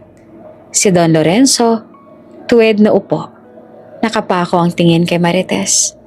Si Matias, ang lalaking matagal nang tinawag na ibang pangalan, ay nakaupo sa gilid. Nakahawak sa tuhod. Parang naghahanda sa isang salaysay na hindi niya maalala, pero ramdam niyang kanya. Nang gabing iyon, simula ni Marites. Malakas ang ulan. May bagyo sa laot. Galing sa pangingisda ang mga lalaki, kasama ang asawa ko. Sumulyap siya kay Matias at saka nagpatuloy. May napansin silang anino sa dalampasigan. Akala nila ay bangkay na, pero gumalaw. Bumigat ang hangin sa loob ng bahay. Madilim ang dalampasigan. Umiiyak ang hangin. Umahampas ang alon na parang galit. Sa pagitan ng mga batong basa, may lalaking nakahandusay. Duguan ang ulo, basang-basa ang damit, at nanginginig sa lamig. Buhay pa, sabi ng isa sa mga mangingisda. Nanginginig din ng boses. Tinakpan nila ang katawan ng kumot. Binuhat siya at nagmadaling umuwi sa pinakamalapit na bahay. Walang ospital, walang sasakyan. Isang lampara lang at mga kamay na sanay sa hirap. Kung hindi ka namin kinuha, bulong ng ama ni Emmanuel habang pinupunasan ng dugo. Baka hindi ka na umabot ng umaga. Ilang oras silang nagbantay. May lagnat, may sugat sa ulo, may huni ng alon sa labas na hindi tumitigil. Pagdating ng umaga, nagmulat na ang lalaki ng mata. Malabo, takot, walang kilala. Anong pangalan mo? Tanong ng isang mangingisda. Tahimik ang lalaki. Tumingin sa paligid. Parang unang beses silang nakita ang mundo. Alam mo ba kung saan ka galing? Umiling siya. Wala siyang maalala. Ni pangalan, ni pamilya, ni kung paano siyang napadpad doon. Sa kasalukuyan, tinulungan namin siya, sabi ni Marites. Nangingilid ang luha. Pinatira, pinakain, inaligaan hanggang gumaling. Tinanong ba ninyo kung may pamilya siya? Tanong ni Don Lorenzo. Mahinahon, pero nanginginig ang tinig. Opo, sagot naman ni Marites. Maraming beses. Pero wala po talaga. Walang lumalabas. Walang naaalala. Tumingin siya kay Matias. Minsan umiiyak ka sa gabi. Parang may hinahanap. Pero pagising mo, wala ka nang maaalala. Napapikit si Matias. Parang may sumisiksik sa sentido niya. Isang kirot na hindi masakit. Pero nakakapagod. Tinawag ka naming Matias. Dagdag ni Marites. Pangalan ng kapatid ng asawa ko na namatay sa dagat. Akala namin makakatulong. Tumango si Don Lorenzo. Parang tinanggap ang bawat peraso ng kwento. Hindi kayo naganap? Tanong niyang muli. Sinubukan po. Sagot ni Marites. Pero mahirap. Walang dokumento. Walang pagkakakilanlan. At sa probinsya, mabilis lumipas ang araw. Kapag may bagong buhay na umuusbong, doon ka na kumakapit. Tahimik naman si Emmanuel. Lumapit siya sa ama. Kay Matias at inilapag ang kamay sa balikat nito. Isang simpleng haplos na nagsasabing, nandito ako. Lumipas sa mga taon. Patuloy pa ni Marites. Nagtrabaho siya sa dagat. Natutong mabuhay. Natutong magmahal. Kahit wala siyang alaala. May puso siyang marunong magbigay. Napangiti si Don Lorenzo sa salitang yon. Puso. Parang narinig niya ang paglalarawan sa batang minsan niyang inalagaan. May mga pagkakataon po, dagdag pa ni Marites, na bigla siyang titigil. Kapag may naririnig na busina ng barko, para siyang natatakot. Parang may bumabalik. Napatingin si Don Lorenzo kay Matias. May naaalala ka ba kahit kaunti? Umiling si Matias. Wala. Sabi niya, basag ang tinig. Pero ramdam ko parang may kulang. Parang may pinto sa loob ko na sarado. Lumapit si Don Lorenzo at hindi na nagmadali. Hindi kita pipilitin, sabi niya. Hindi kita kukunin sa buhay na binuo mo. Gusto ko lang ipaalam na may ama kang naghihintay. Tahimik na tumulo ang luha ni Matias, hindi dahil may bumalik na alaala, kundi dahil may dumating na katotohanan na hindi niya alam kung paanong tatanggapin. Kung totoo ang lahat, sabi ni Emmanuel na maingat. Ano po ang susunod? Huminga ng malalim si Don Lorenzo. Wala munang susunod, sagot niya. Hayaang umupo ang katotohanan. Hayaang huminga ang lahat. Tumingin siya kay Matias. Anak, kung papayag ka, mananatili lang muna ako rito. Hindi bilang amo, hindi bilang mayaman, hindi bilang ama na natutong maghintay. Tumango naman si Matias. Mabagal. Manatili po kayo, sabi niya. Hindi ko po alam ang sagot pero ayoko mag-isa sa tanong. Sa gabing iyon habang tahimik ang bahay at patuloy ang alon sa labas, walang bumalik na alaala kay Matias, ngunit may isang bagay na nagbago. May liwanag na pumasok, hindi sa isip, kundi sa puso. At alam ni Don Lorenzo, kahit hindi na bumalik ang nakaraan, may kinabukasan pang naghihintay. Hindi na hinintay ni Don Lorenzo ang pagbabalik ng alaala. May mga umaga kang kasing gumigising ka at alam mo kahit anong pilit mo, may mga pintong hindi mo na muling mabubuksan. Pero may mga bintanang sapat na kung doon papasok ang liwanag. Kinabukasan, maagang nagising si Don Lorenzo. Lumabas siya ng bahay at tumayo sa dalampasigan.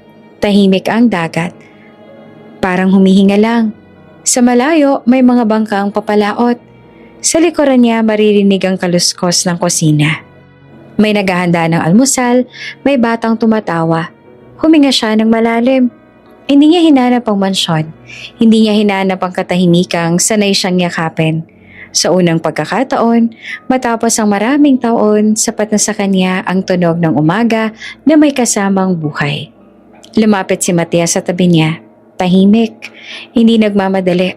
Magkatabi silang tumingin sa dagat. Hindi pa rin bumabalik. Sabi ni Matias, diretsahan, walang paligoy-ligoy. Tumango si Don Lorenzo. Alam ko. Saglit silang tumahimik. Pasensya na. Dagdag pa ni Matias. Parang may bigat na gustong ilapag. Kung hindi ko maibigay ang inaasahan ninyo. Ngumiti si Don Lorenzo. Banayad, totoo. Huwag kang humingi ng tawad sa bagay na hindi mo kasalanan. Sabi niya. Hindi alaala ang hinahanap ko. Ikaw. Napalingon si Matias, may bahagyang pagtataka, may bahagyang ginhawa. Buhay ka, patuloy ni Don Lorenzo. At may mga tao nagmamahal sa'yo nung wala ako. Iyon ang mahalaga. Sa kusina, inilapag ni Marites ang mga pinggan. Kain na po tayo? Tawag niya. Sa mesa, simple lang ang almusal. Kanin, itlog, tinapa. Walang ingrande. Pero may kwentuhan, may mga tanong ang bata. May tawa si Emmanuel. At sa gitna ay may puwang na matagal nang bakante. Na ngayon ay hindi na. Napansin ni Don Lorenzo ang maliit na bagay. Kung paanong iabot ni Matias ang kanin sa bata bago sa sarili niya. Kung paano magpasalamat si Emmanuel kahit sa simpleng ulam. Kung paanong tahimik na nagmased si Marites. Parang sinisigurong ayos lang ang lahat. May pamilya na siya, naisip ni Don Lorenzo, at hindi ko yung kukunin. Matapos kumain, inalok na Emmanuel si Don Lorenzo na maglakad-lakad. Dumaan sila sa makitid na daan, sa likod ng mga bahay, hanggang sa maliit na pantalan. Dito po siya madalas umupo. Sabi ni Emmanuel sabay turo sa bangkong kahoy kapag tahimik. Umupo si Don Lorenzo. Hinaplos ang kahoy na kinain na ng panahon. Ganyan din siya noon. Bulong niya. Hindi sigurado kung kanino sinasabi. Kay Emmanuel ba o sa alaala? Don, sabi ni Emmanuel. Salamat po. Para saan? Dahil hindi niyo po kami ginugulo. Sagot ng binata. Hindi niyo po siya inaagaw. Tumingin si Don Lorenzo sa dagat. Hindi naman ako nandito para mang-angkin. Sabi niya, andito ako para magpasalamat. Kinagabihan, nagdala si Don Lorenzo ng maliit na kahon at inilapag ito sa mesa. Para sa inyo. Sabi niya na nakatingin kay Marites at Emmanuel. Hindi bilang kapalit. Bilang pasasalamat. Umiling naman si Marites. Don, hindi pera. Putol ni Don Lorenzo. Mga papeles yan. Para sa pag-aaral ng bata. Para sa kalusugan. Para sa anumang kakailanganin ninyo. Walang kapalit. Tahimik silang tumanggap. Hindi dahil sa halaga, kundi dahil sa intensyon. Lumapit naman si Matias. Mananatili ho ba kayo? Tanong niya na may pag-aalinlangan. Kung papayag ka. Sagot naman ni Lorenzo. Pero kung hindi, manatili po kayo. Sabi agad ni Matias. Hindi ko po alam ang lahat. Pero ayoko mawala kayo. Ngumiti naman si Don Lorenzo. Hindi na siya umiyak. Hindi na kailangan. Sa mga sumunod na araw, naging bahagi siya ng simpleng buhay. Sumama sa palengke, umupo sa gilid habang nag-aayos ng lambat. Tumulong sa pagdidilig ng halaman. May mga gabi na tahimik sila ni Matias, nakatingin sa dagat. Walang pilitang usapan, walang tanong na kailangang sagutin agad. At sa katahimikang iyon, may nabuong tiwala. Hindi bumalik ang alaala ni Matias. Walang biglang flash, walang dramatikong eksena. Pero may isang bagay na dahan-dahang umuusbong. Isang ugnayang hindi nakatali sa nakaraan, kundi sa kasalukuyan. Isang buhay na muling nabuo. Hindi sa pamamagitan ng pagbabalik, kundi sa pagtanggap. At doon naintindihan ni Lorenzo na minsan, ang himala ay hindi ang maalala ang lahat, kundi ang magmahal ulit, kahit kulang ang alaala. Hindi enggrande ang Pasko sa dalampasigan. Walang mahahabang mesa, walang kristal na baso, walang dekorasyong kumikislap sa bawat sulok.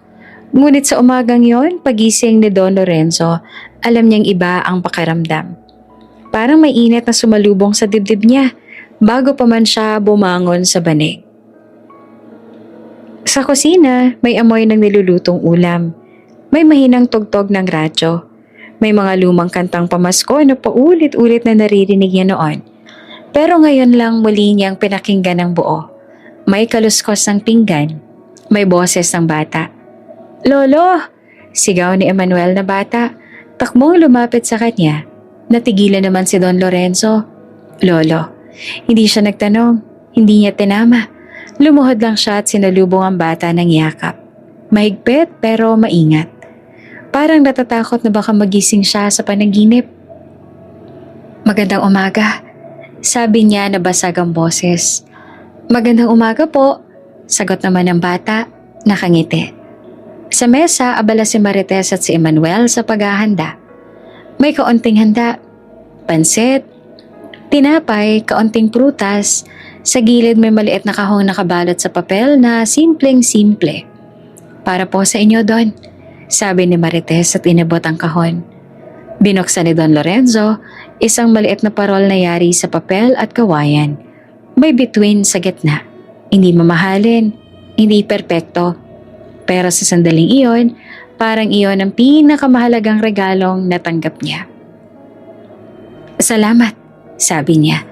"Matagal na ako hindi binibigyan ng ganito." Umupo sila sa mesa, magkakatabi. Hindi na siya sa dulo, hindi na mag-isa. May batang humihingi ng dagdag na kanin. May tawang hindi pinipigil. May mga kwentong walang kailangang patunayan. Habang kumakain, napansin ni Don Lorenzo ang paraan ng pagtingin ni Emmanuel. Ang binata sa ama niya. May respeto, may lambing. At sa bawat galaw ng bata, sa bawat tanong, sa bawat ngiti, parang mas malinaw na sa kanya kung bakit agad siyang napalapit sa driver na iyon. Dugo, naisip niya. Kahit hindi ko alam noon. Matapos ang almusal, naglakad sila papunta sa dalampasigan. May ilang kapitbahay na bumate. Nagmano kay Don Lorenzo dahil hindi alam kung sino siya, kundi dahil iyon ang nakasanayan. Respeto sa bisita. Respeto sa nakatatanda. "Don," sabi ni Emmanuel habang naglalakad, "salamat po sa pananatili ninyo." "Hindi ako bisita ngayon," sagot ni Don Lorenzo. "Kasama ako." Tumango naman si Emmanuel, may ngiting may bahagyang luha sa mata. Sa tabing dagat, tumigil sila at pinanood ang alon. Walang kailangang sabihin. Ang katahimikan ay sapat na. "Pa?" Biglang tawag ni Emmanuel kay Matias. "Tingnan mo po." May ipinakitang kabibe ang bata. Lumapit si Matias at kinuha ang kabibe at pinaliwanag kung saan ito galing. Tahimik lang na nakatingin si Don Lorenzo sa eksenang hindi niya akalaing kanyang masisilayan. Lumapit si Matias sa kanya. "Hindi ko pa rin maaalala," sabi niya ng deretsahan. "Pero pakiramdam ko, hindi na ako nawawala." Ngumiti si Don Lorenzo. "Hindi ka na," sagot niya. Kinagabihan nagtipon sila sa labas ng bahay. May maliit na ilaw. May parol na isinabit sa puno. Walang paputok, walang sigawan. Pero may mga kwentong pinagsaluhan. Mga simpleng alaala. Mga plano na hindi masyadong malayo. "Don," sabi ni Emmanuel bago sila magdasal, "pwede po ba kayong manguna?" Natigilan naman si Don Lorenzo. Matagal na siyang hindi nagdadasal nang may kasamang iba. Tumango siya. "Salamat," sabi niya na mabagal ang salita. "Sa Paskong ito, sa pamilyang ito, hindi ko akalaing makikilala sa mga pusong nagbukas ng pintuan kahit hindi nila ako kilala." Huminto siya sandali, tsaka tumingin sa bata. "At sa pagkakataong maging lolo." Pagkatapos ng dasal, nagkatinginan silang lahat. Walang palakpakan, walang drama. Isang tahimik na pagkakaunawaan. Sa gabing iyon, bago matulog, umupo si Don Lorenzo sa labas, nakatanaw sa dagat. Lumapit si Matias at naupo sa tabi niya. "Salamat," sabi ni Matias. "Sa ano?" "Sa hindi pag-alis," sagot niya. Tumango naman si Don Lorenzo. "Hindi na ako aalis," sabi niya. "Hindi sa ganitong paraan." Sa unang pagkakataon matapos ang 25 taon, natulog si Don Lorenzo na hinahanap ang lumang tsinelas, ang lumang relo o ang lumang litrato. Dahil sa gabing iyon, naroon ang lahat ng mahalaga, hindi bilang alaala, kundi bilang buhay. At alam niya ang Paskong iyon, payak, tahimik, at totoo, ang pinakamasaya sa buong buhay niya. Hindi agad umalis si Don Lorenzo kinabukasan. Parang ayaw niyang tapusin ang umagang yon. Hindi sa dalampasigan, ang liwanag, ang tunog ng alon, ang simpleng ingay ng buhay na matagal niyang hinanap. Pero alam niyang may susunod na hakbang. At sa pagkakataong iyon, handa na siyang gawin iyon. Hindi para sa sarili lang, kundi para sa pamilyang muling nabuo. Sumama kayo sa akin, sabi niya isang hapon. Diretso, ngunit maingat. Hindi para iwan ang buhay niyo rito, kundi para madagdagan. Nagkatinginan sina Matias at Emmanuel at Marites. May pag-aalinlangan. Natural iyon. Ang asyenda ni Don Lorenzo ay ibang mundo. Malawak, tahimik. Marangya sa mata ng iba. Hindi ko kayo ilalayo sa dagat. Dagdag pa ni Don Lorenzo. Parang nabasa na ang isip nila. Babalik tayo dito. Pero gusto kong maranasan ninyo ang lugar kung saan ako nabuhay. At gusto kong maranasan doon ang ingay ng pamilya. Tahimik naman si Matias. Sandali bago tumango. Subukan po natin. Sabi niya. Hindi para palitan ang buhay natin kundi para palawakin. Makalipas ang ilang araw, dumating sila sa asyenda. Kung dati tahimik ang mansyon, ngayon malinis, maayos, pero malamig. Ngayon parang may ibang hangin na pumasok. Sa unang yabag pala ng bata sa hagdan, napalingon ng mga kasambahay. May nagtaka, may ngumiti, may napaluha. Don? Bulong ni Aling Cora. Ang saya po pala kapag may bata, no? Tumango si Don Lorenzo. Matagal ko nang hinintayan. Sa sala, ang batang si Emmanuel ay tumatakbo-takbo, umahawak sa mga haligi. Nagtatanong kung saan patungo ang pinto. Si Marites ay maingat naman na nag-ayos sa mga gamit. Parang bisitang ayaw maging istorbo. Si Matias ay nakatayo sa gitna, nakatingin sa paligid. Tahimik, may halo ng pagtataka at paggalang. Lumapit si Don Lorenzo sa kanya. Hindi mo kailangang maalala ang lahat, sabi niya. Hindi ka kailangang maging iba. Tumango naman si Matias. Hindi ko po alam kung saan ako lulugar. Sagot niya ng tapat. Pero pakiramdam ko, may lugar. Ngumiti si Don Lorenzo. May lugar ka. Lumipas ang mga linggo, unti-unting nagbago ang mansyon. Hindi sa itsura, kundi sa tunog. May tawanan sa umaga. May kaluskos ng plata sa hapag. May mga tanong ng bata sa bawat sulok. May mga gabing may kwentuhan sa hardin. Hindi na lang iisang upuan ang okupado. Si Don Lorenzo ay hindi na kumakain mag-isa. Hindi na nagbubukas ng regalo na mag-isa. Hindi na natutulog na may bigat sa dibdib. Isang hapon, nadatnan siyang nakaupo sa silid-aklatan. Pero hindi na nag-iisa. Katabi niya ang bata, may hawak na libro. Si Matias ay nakatayo sa gilid, tahimik na nakikinig. Lolo? Tanong ng bata. Totoo po bang may barko dati rito? Tumango naman si Don Lorenzo. Totoo.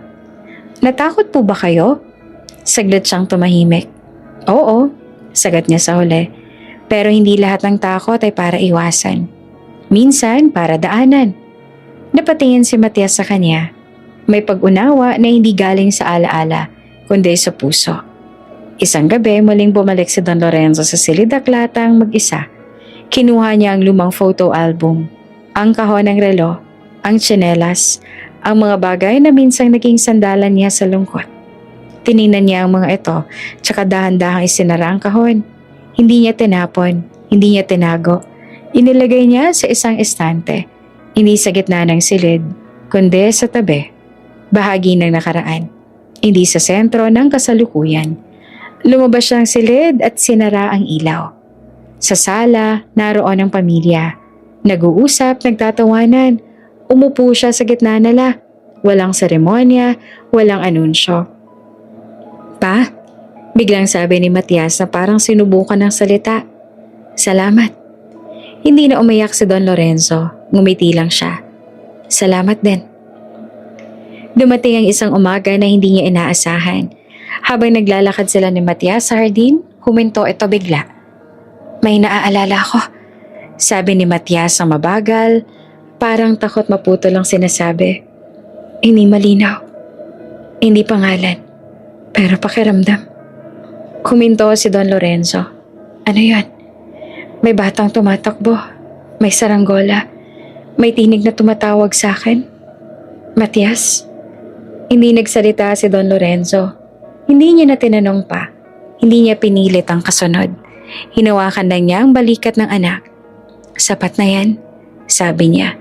Huwag na nating habulin ang natitira. Darating kung darating. Tumango si Matias, ngumiti. Sa huling gabi ng kanilang unang buwan sa asyenda, nagtipon silang lahat sa hardin. May ilaw, may hangin, may katahimikan na hindi na masakit.